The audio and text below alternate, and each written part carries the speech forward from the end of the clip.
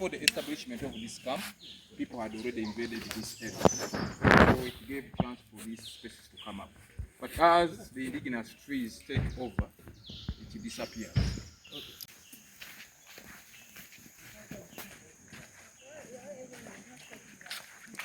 Nature walk starts from here. So the chimpanzees and mountain gorillas especially, when they are communicating, they use this.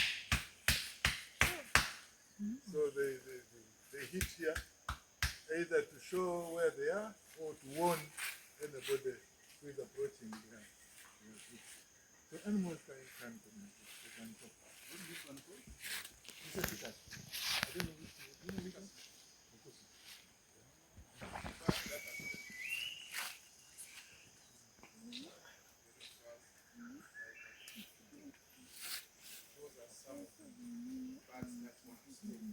We identify, we have different approaches to identify the birds. One of them is vocalization. Here the sound is so that one is the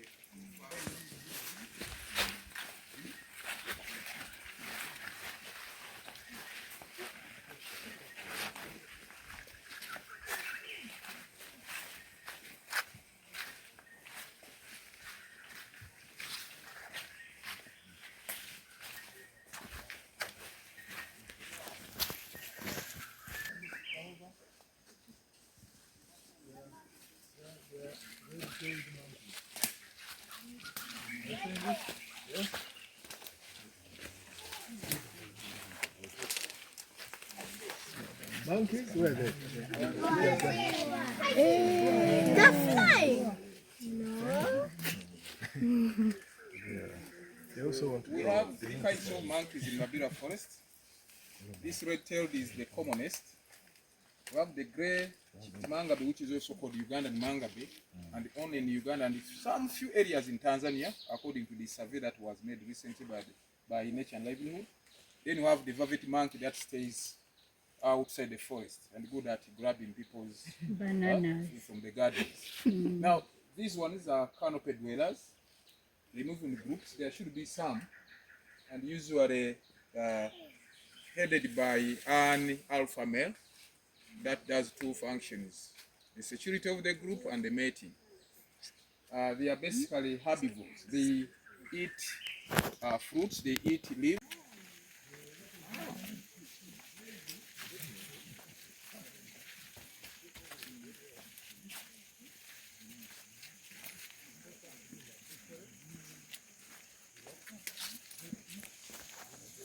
The alpha males, and they are omnivores because they eat both green and some insects.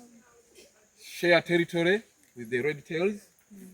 They stay higher sometimes than the red tails, and they are able to sense any danger, like any predators, preying birds, and they keep on warning these other monkeys. And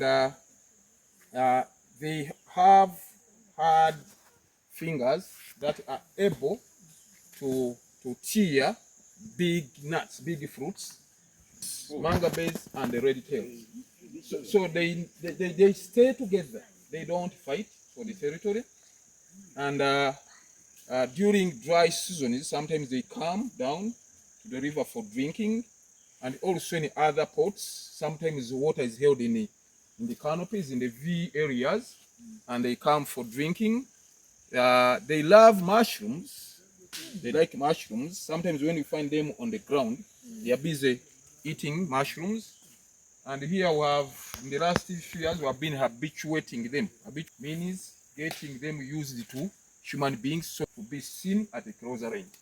So when they see such a big group, because they have been habituated, they don't run away far away because they are no longer so wild. They are beings.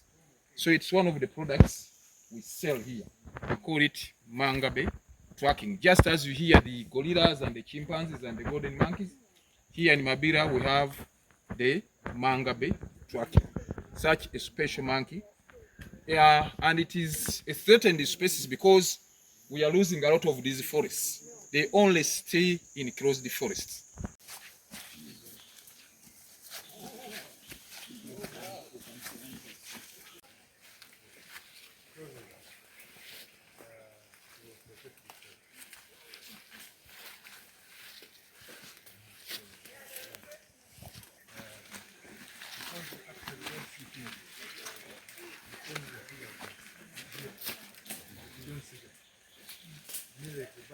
with this law and fire, they could have recorded more than 20 species since we started the work. But we've not seen anything. We've not seen anything. But if you just keep quiet for a minute, not a minute is long, maybe 30 seconds, and then you listen, and then you know how much there is out there that you haven't seen. You just listen, just about 30 seconds. Quiet for a minute, and you hear the bird.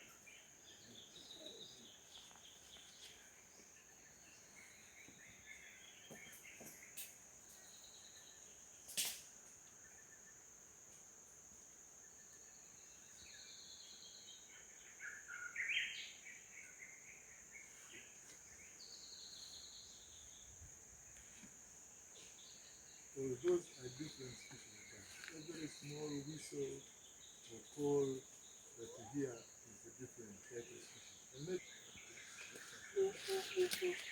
There is a flufftail over there. Down. If you listen carefully. flufftail would be a very nice bird to see. See the little green book this side?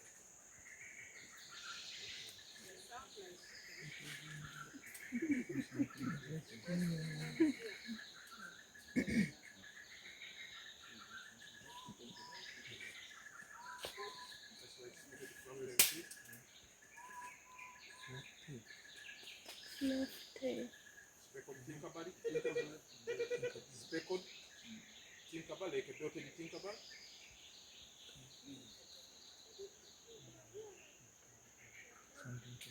See the little green book?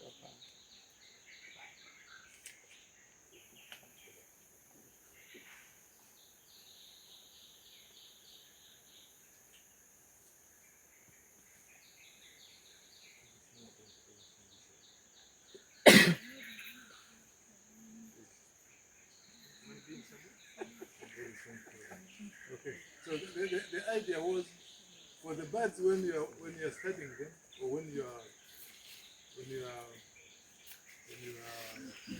looking for them, you can see them flying. You can see them out of the stock in town.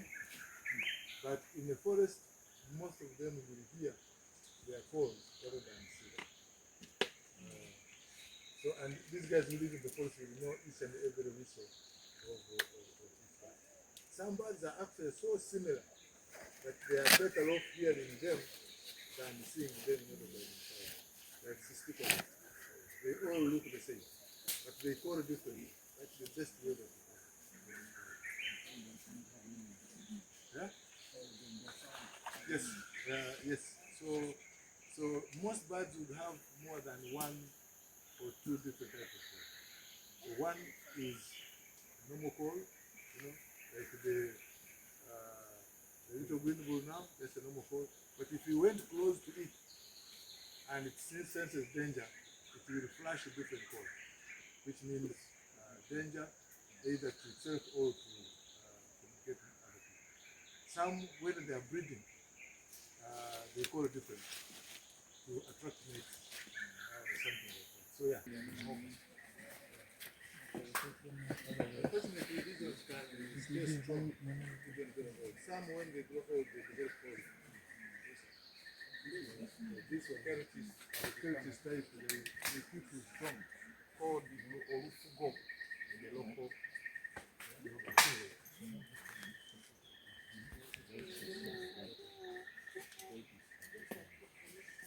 That is Celtis. What did they say the name is? Celtis.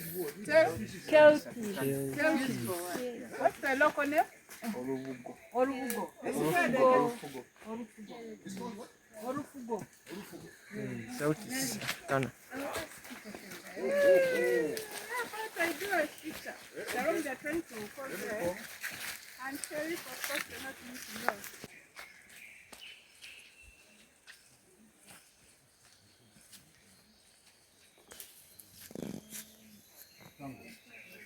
Yeah, there is a process that is happening here. We call it strangulation. This is from an English word strangle. So we have a host tree in the middle, which is eucalyptus, and you have the strangler that has meshed up against the hosting tree. Now, there is a law that takes place here, which is survival for the fittest. These trees require the same resources. They require the sun and the nutrients. Now, there are certain processes that develop. Some of those processes are negative, especially what is happening here is that the host tree, in the long run, will be suffocated by the strangler. Now, how does the strangler start life? We had initially the big tree, which is the hosting tree, and many years back it had created a V-shaped area high up in the branches. Now, when wind blew, some of the leaves fell within that pocket, and after some time, the leaves were decomposed into soil. Now we have agents of, we go back to P4 science, agents of seed dispersal. And one of the agents are the birds and the animals. So maybe by chance, when the bird had eaten, this is a fig by the way, okay? This is a fig from, now when birds went out, they had chances of eating the figs. Now in the process of movement within this big ecosystem, 1 or 2 birds came and sat in that position where the soils were formed, okay? And on finding favorable conditions of germination from high up there, the fig started developing what we call the aerial roots. Initially they are small, and they developed to the ground and they started getting nutrients, and therefore making a mesh around the host tree. So as the host tree grew, the mesh tightened this grip against the host tree. And in the future, in some time to come, you'll find that the host tree will be suffocated to death. Actually, part of it is dying. And after death, there is decomposition that takes place. Termites and that kind of stuff. So they decompose, the termites decompose the host tree slowly, until a hole remains in the middle of the strangler fig. And the strangler fig happily lives after the eradication of the competitor, and it stays for some time. So the process is called strangulation. English, strangler fig.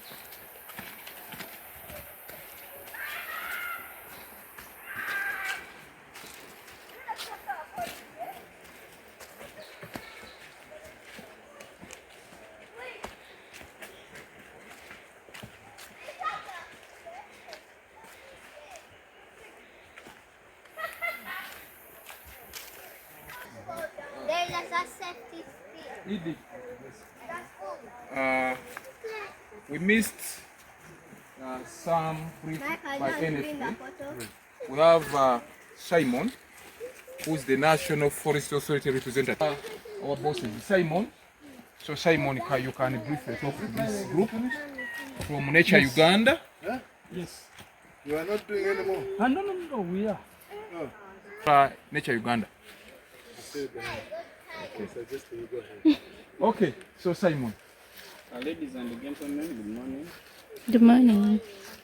My name is Simon Singoma, a forestry supervisor in charge of this area, working with National Forestry Authority, but it's now Ministry of Water and Environment. So it's no longer NFA, but the transition is still over. it hasn't slowed down on the other side. But by the end of this December, we shall have gone to Ministry of Water and Environment. I won't talk much because I didn't get enough briefing of this activity. I was just hijacked by my boss who is not around. I think where you have moved, you've not met illegal activities within the forest. Even if you move deep inside there, the forest is very clean as far as this area is concerned. I wish you the best as we do the interaction. Thank you very much. When we search some illegality, the forest is too deep, like this one-ended deep is about 5,000 hectares. The manpower is very small. Facilities are inadequate, you know that one. So there are some such small illegalities which you can really forego. So those ones will always happen, but Mabira is there and we are there to keep it safe. The community about the importance of the watch of the forest, because sometimes when you look at these trees, we just take them for granted. But right now we can look at the issue of climate change. Like for example, most of us we are farmers, but I was looking at the trend of the crops right now. The sunshine began early. Me myself, I'm a farmer. I had planted my beans, but they have all dried because of too much sunshine. The maize. So meaning that in the near time to come, the food price will be so very high. So there is a need for sensitization of the community to really tell them the importance of what forest. Otherwise, for them, they just look at them as the means of getting timber, get money, burning charcoal. But one man said that not until the last tree will be harvested that someone will understand that you cannot eat what you can't eat money. So need agencies like Nature Uganda come in, bring in some money such that you can really extend our services. So we are being surrounded by communities. They are seeing this you can't deny, like firewood. So it's nature conservation, they can sneak and compassion to each other. Where you are dressed. What? Honest. Okay. You are dressed in this. Stay there. Stay there. They want to see. They want to demonstrate. Even if you don't go up, but they want to see how you put on those gears. So before somebody goes for zipline, he or she is briefed about the activity, and we have what we call the zipline gear that are comprised of the harness, which is put on like a panty, with a safety rope and connected the trolley by use of lanyards. So Hussein, come over here and do demonstrate how you put on the zipline gears. How safe we are. I was just taking this one. What he's putting on is a harness that is able to hold 300 kilograms. And harness like Harnessing. harnessing. And it has 3 kinds of belts: the waist belt, then the 2 thigh belts. Now, what connects the harness to the system is the safety rope. So whenever you are up and you are not in motion, you are not in movement on those wires, the sky captain makes sure that you are always gripped somewhere, and he tightens the carabiner so that there are no chances of falling down. We have boards on the network. We have like 7 boards, wooden boards that you stand on. Whenever you are not in movement, he grips you. So you go up with someone. Yeah. You can't be alone. You can't be alone. Each board has got what we call a sky captain, highly specialized. But your question should always be, am I safe? What he or she does is to make sure that you are clipped the moment you are not in movement. Now, when you are in movement, this is what we do. There are wires there, 12mm cables. We fix this trolley into a wire. I'm assuming that is the zipline wire. Then we lock you here and here. So this trolley has got two bearings that go very fast on these wires. So your job is just to hold on the black strap as you slide from wire to wire. So we always have 3 precautions. Number 1, when you are up there, you make sure you always clip. Number 2, in movement, you make sure your hands are holding the black strap. You shouldn't dare to touch in front of the speeding trolley. They can crash, you can make injuries, not crashing off your finger. Then the third precaution is in the landing. You saw the lady in the information room. You go when your legs are hanging, but the moment you come near the board, you lift up your feet and land on the top of the platform. So whenever you're up there, you're always reminded, you're always guided by our specialist captain that no mistake is made. This zipline has been here for the last 12 years, since 2013. Very safe. We regularly check the system, especially those points where we use the nuts. We monthly do check them, and we replace these zipline gears after 2 years. They are imported, they are not Uganda, neither are they Chinese made. They are American made and very safe. However, when you are going to do the zipline, we require you to sign a consent. You see in the adventure tourism, rafting, zipline, abseiling, you sign a small consent that I'm going. Just in case. And the system is 100% insured by National Insurance Corporation. So that is what we do here as one of the eco-tourism activities to try and save this forest. Yep. How much is it to go to the place? Ugandans pay 60,000, but we go as low as 50,000. Just for one going and coming back. No, it is 7, a network of 7 trees. You go, you disappear in the canopies, then we get you from somewhere. Then you go, you are braided down. Not going and coming back. You go through a system of platforms until you do the whole thing. When you go up there, there is no coming back until you finish it. Keep going. Keep going. One more. Keep going. Just one more. Uh-huh.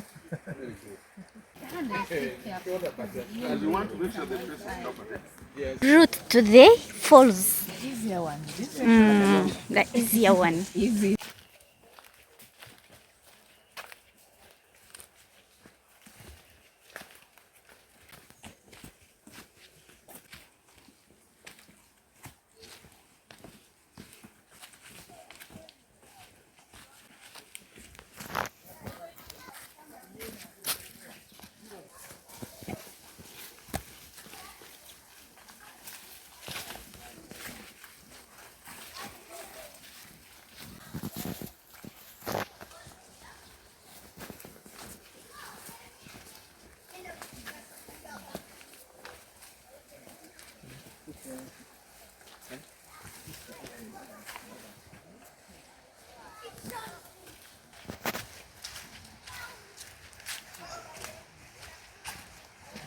I think now you can tell that we are near the waterfalls.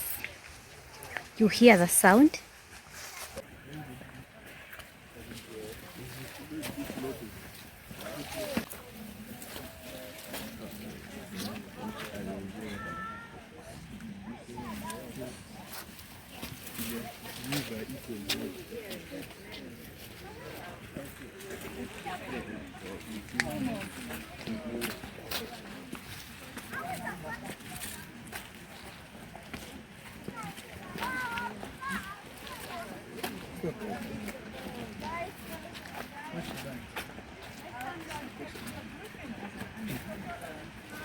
Judging by the looks of it, not so long.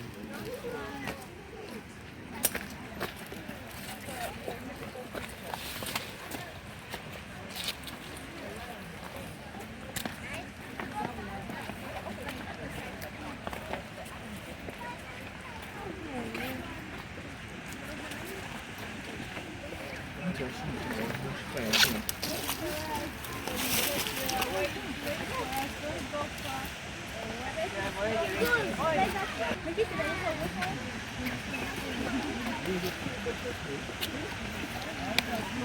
the waterfall? Yes, yeah,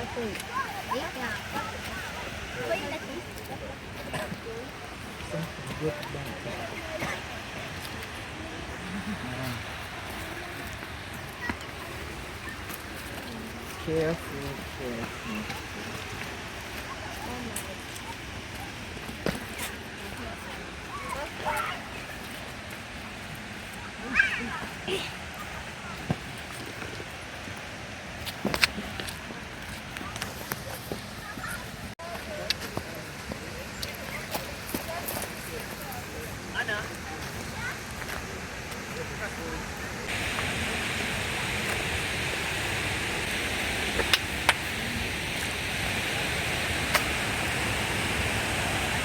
It is far. Here we are still. You're failing to move. Eddie. Eh?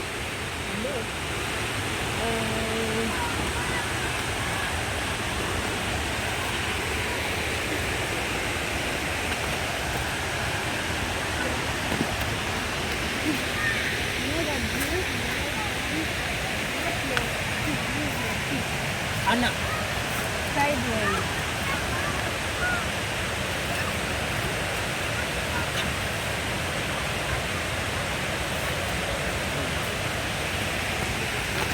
You can have more fish, you can have to do it.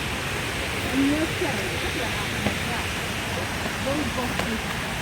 On your side, on your side. Like that, walk faster now.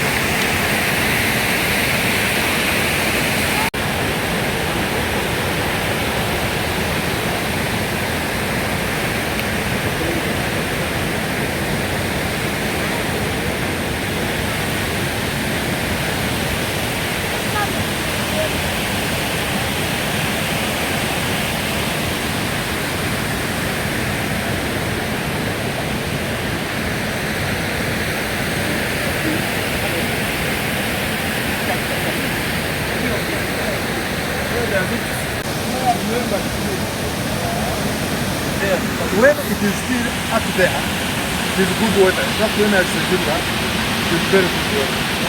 But as it comes down, passes near the sugarcane factory. Now the sugarcane factory, they power their waste into this water. That's why you can hear some kind of foul smell. Yes, you can smell scarguru kind of smell here because of the waste they put in the river. They have complained, they have written that nothing has been done. So, so there used to be fish here, but no more fish in this part of the river. Until when it gets out into the swamps, it gets a bit clean again naturally. It is up to the Nile, right? It goes into Toga and the Nile. Toga. Very fast. Very fast. It goes to Toga first and then the Nile.